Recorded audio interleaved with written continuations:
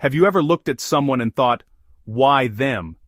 Out of all the billions of people on this planet, why them? Why does your brain suddenly decide they're the most interesting thing since sliced bread? Is it magic? Is it fate? Or is it just weird science happening in your head that you can't control? Well, today, we're going to find out. I've spent the last week digging through boring science papers so you don't have to. I found the 10 craziest, most unbelievable reasons people get attracted. You'd think it's their great personality or cool hobbies, but what if it's actually about their smell, the shape of their face, or how often you accidentally bump into them at the coffee shop? We're about to expose the secret tricks your brain is playing. This isn't fluffy romance advice. This is cold, hard scientific truth, and some of these will blow your mind. By the end, you'll never look at your crush the same way again. Get ready. We're counting down the top 10 facts you'll never unsee. We're starting this insane challenge right now. Alright, kicking off our countdown at number 10, we have something you probably don't think about when you're sizing someone up. Their smell. No, I'm not talking about their expensive cologne or perfume. I'm talking about their natural, unique human scent, driven by chemicals called pheromones. Your body is constantly releasing these invisible signals into the air, and other people's noses are picking them up, even if they don't consciously realize it. It's like your body has its own secret messaging service that completely bypasses your brain's logic centers. This whole scent thing gets even crazier when we talk about something called the Major Histocompatibility Complex, or MHC. That's a super nerdy term for a set of genes that controls your immune system. Studies have shown we are subconsciously attracted to the smell of people whose MHC is different from our own. Your nose is literally sniffing out a partner who has different immune system genes to give potential future kids a better, stronger defense against diseases. Think about that for a second. While you're busy trying to think of a cool opening line, your nose is running a full-blown genetic analysis. It's doing complex biological matchmaking without you even knowing it. You might think you fell for their great sense of humor, but it could be that your immune system just really liked their immune system's profile. It's like nature's version of a dating app, but way more accurate and way less awkward. So, the next time you find yourself inexplicably drawn to someone, maybe give your nose a little credit. It's out here playing four-dimensional chess, trying to secure the genetic diversity of the next generation. The punchline? Your nose is basically doing matchmaking behind your back. Coming in at number 9 is something you've definitely noticed even if you couldn't put your finger on it. Facial symmetry. Our brains have a built-in preference for faces that are balanced and proportional. If you could fold a face in half vertically and the two sides matched up almost perfectly, your brain would light up like a Christmas tree. It's a super subtle thing, but it has a massive impact on how we perceive attractiveness. It's like our internal art critic has a very strict rule about balance. From a scientific standpoint, a symmetrical face is an advertisement for good health, developmental stability. It suggests the body followed its genetic blueprint without major glitches or stressors. Across cultures, it's deep human software. Think of it this way.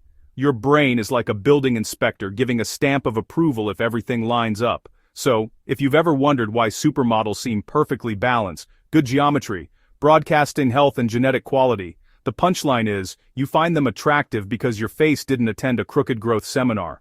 At number 8 we have a factor that's less about biology and more about pure logistics, just proximity.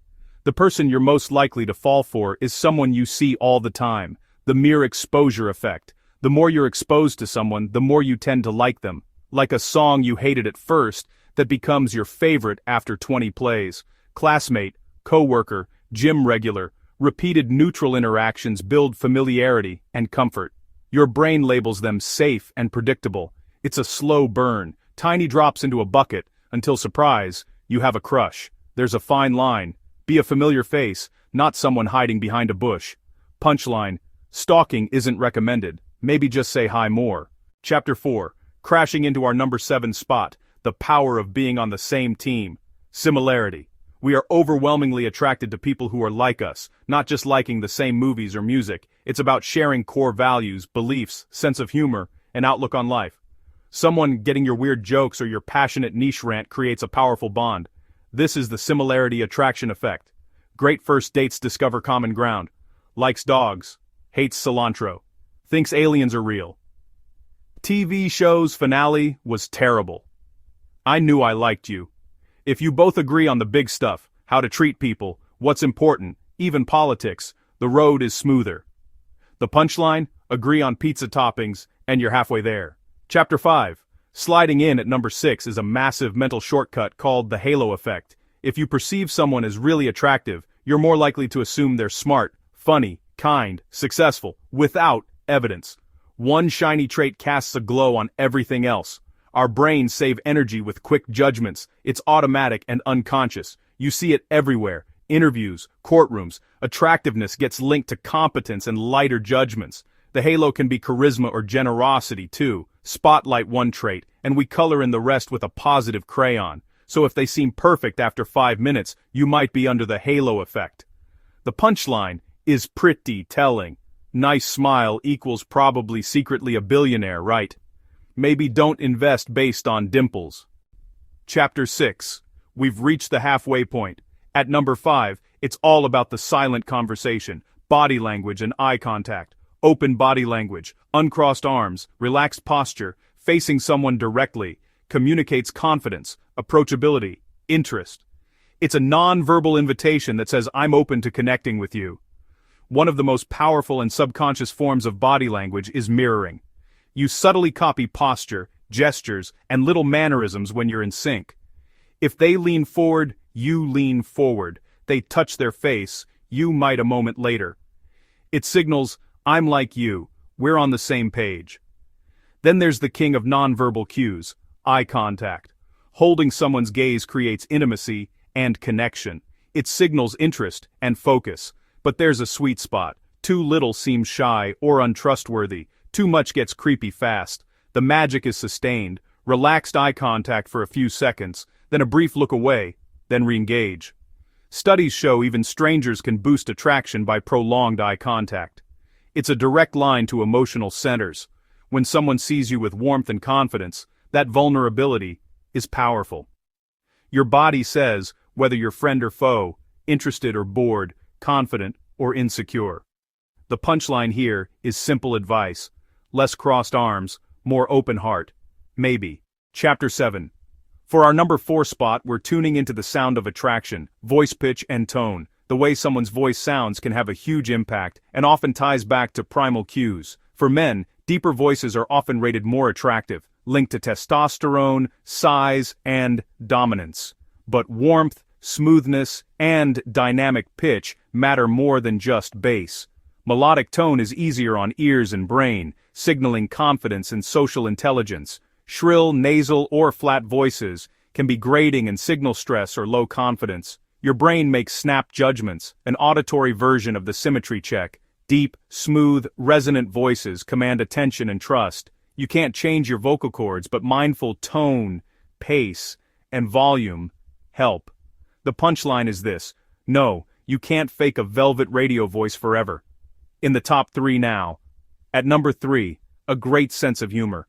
Being funny signals intelligence, creativity, and social awareness. Laughter releases endorphins and bonds people. It eases tension and creates shared joy. Humor shows a flexible, creative mind. Appreciating humor and laughing at yourself is attractive. Laughing at the same things. Mock on shared worldview. Develop your sense of humor. Brainpower plus heart. Punchline. Bad jokes are often tolerated if delivered with confidence. We are almost at the end. Our runner-up at number 2 is a powerful combination: status, resources, and confidence. Historically, status and access to resources meant survival, food, shelter, safety. Today, it's not about fame. Status can be social leadership or expertise. Resources can be financial stability, strong friendships, emotional stability, and useful skills. Signal that you're capable and have your life together. Confidence is crucial. I know who I am. I know what I'm about. I'm comfortable in my own skin. True confidence is calm. Walk in like you belong. Speak respectfully. Handle setbacks without crumbling. People are drawn to confidence because it's reassuring. There's a fine line. Project competence. Nolkenstrenster, natunstrander. Not na decline gerb of an armor dunner ger notaras. Punchline. Confidence isn't the same as accidentally setting things on fire. And here we are, the number 1 reason you fall for someone, the master program running in the background of everything we've discussed. Evolutionary cues and fertility signals. At its most basic, attraction is about reproduction. Our brains are hardwired, constantly scanning for signs of health, fertility, and good genes. For men looking at women, smooth skin, full lips, waist-to-hip ratio, subconscious indicators of estrogen and fertility. For women looking at men, strong jawline, broad shoulders, height, signals of testosterone, strength, and capability. Not a conscious checklist, ancient brain doing rapid scans. Culture shapes ideals, but evolution lays the foundation. Health and vitality are universally attractive. Evolution didn't write rom-coms, but it left hints. Your brain runs a prehistoric program evaluating people on a hidden rubric for passing on genes. And there you have it. 10 scientific reasons why you're attracted to someone that you can now never unsee. From their secret scent signals to the symmetry of their face to the ancient evolutionary program running in your subconscious, attraction is way more complex and way less random than you probably thought. It's a wild combination of biology, psychology, and a little bit of luck. You're not just falling for a person, you're falling for a collection of signals your brain evolved to notice. Next time you get butterflies, it's not just magic, it's pheromones, cognitive biases, genetic assessments, all at once. It might take some mystery away, but it's amazing how intricately designed we are. Your brain is doing incredible work guiding you towards someone who's a deep, primal match, or at the very least, someone who smells right, someone with a symmetrical face. We went through all 10. Hopefully you learned something that changed how you see your crushes. It's a crazy world out there, and the science of connection is one of its most fascinating parts. If you like this countdown, hit like and subscribe, unless you prefer being mysterious.